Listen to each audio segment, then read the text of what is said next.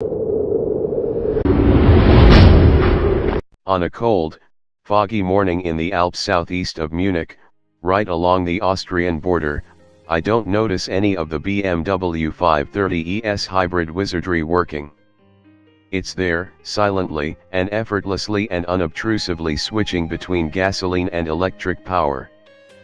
But seeing as how I can barely see 10 feet in front of me at this point, with unexpected patches of snow and ice tugging at my confidence during high-altitude cornering, it's safe to say my mind's focus is elsewhere. Down at sea level, on the flat, winding roads leading back toward Munich, I'm hustling along like I would in any other version of the fantastic new 5 Series. Like the 530i and 540i, this is an executive sedan that's packed with luxury and an overwhelming amount of technology. And this 530e only enhances the experience with a bit more fuel economy, to boot. This is definitely the kind of hybrid driving that I could easily, plug into to.Electric boost. The 530e mates a 2.0-liter turbocharged 4-cylinder engine to an electric motor with a 9.2 kWh battery. The gas engine itself is good for 180 horsepower and 255 pound-feet of torque, with the electic motor generating its own 111 HP and 184 lb-ft. BMW's official combined system output ratings are 248 HP and 310 lb-ft, exactly like in the smaller 330e sedan.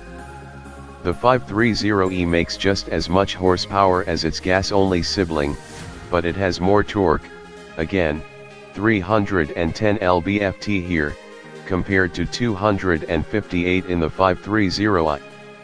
And because the electric oomph hits right from idle, the 530e and 530i run identical 0 to 60 times of 6 seconds flat with rear-wheel drive, despite the plug-in model carrying an extra 520 pounds of battery weight. The all-wheel drive 530e xDrive shortens that sprint to 5.8 seconds, same as the 530i xDrive. Increased range. When Jake Holmes reviewed the 330e, he rightly pointed out that its 14 miles of electric range seems like enough, but in reality, it's not. Turn on the air conditioning or go heavy on the throttle a couple of times, and that alleged 14 miles is gone before you know it. Good thing, then, that the 530e uses a larger battery pack, 9.2 kWh versus 7.6, which means it'll do around 30 miles of EV driving. That's much more usable day to day. Wireless charging. I'm still getting used to wireless charging for my iPhone, but BMW will soon allow drivers to wirelessly charge the entire car. Equip your home with one of BMW's charging pads, drive the 530e over it, and juice up the battery without using the usual plug port. The details are still being finalized, but in the meantime, should you choose to use a conventional plug, the 530e will charge in less than 3 hours on a 240-volt, Level 2, outlet. The only plug-in option in its class. Competitors like the Audi A6, Jaguar XF, and Mercedes-Benz E-Class don't yet offer a hybrid alternative. What's more, the base price of a 530e is only $200 more than a 530i, so it's not out of reach for most would-be 5 Series buyers. Throttle lag. In both my Alpine driving and out on the highway, I notice some significant lag between throttle input and response. In both Auto and Max xDrive modes, I hit the throttle, wait, and then the power comes on. It's only really noticeable under hard throttle acceleration demands, but still kind of curious in a car that's supposed to have tons of electric assist on tap at any time. Modes, modes, modes. The 5 Series comes standard with Eco Pro, Comfort, Sport, and Adaptive Drive modes, with further levels of individual customization found within some of those.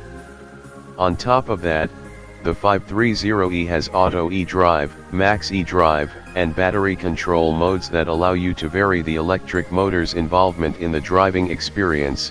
Auto is, well, automatic, Max is pure EV power for as long as possible, and battery control holds the electric charge at whatever level the driver desires, for use later.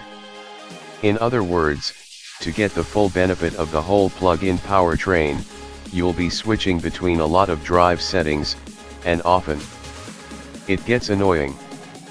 Where's the feeling? It's a nice, well-rounded package, this 530e, and offers the same luxury, technology, and driving experience as other 5 Series models. That also means it's devoid of a lot of driver feedback, especially through the steering. It's a nice enough car to drive, but I'd like a bit more communication between my hands and what's happening with the tires.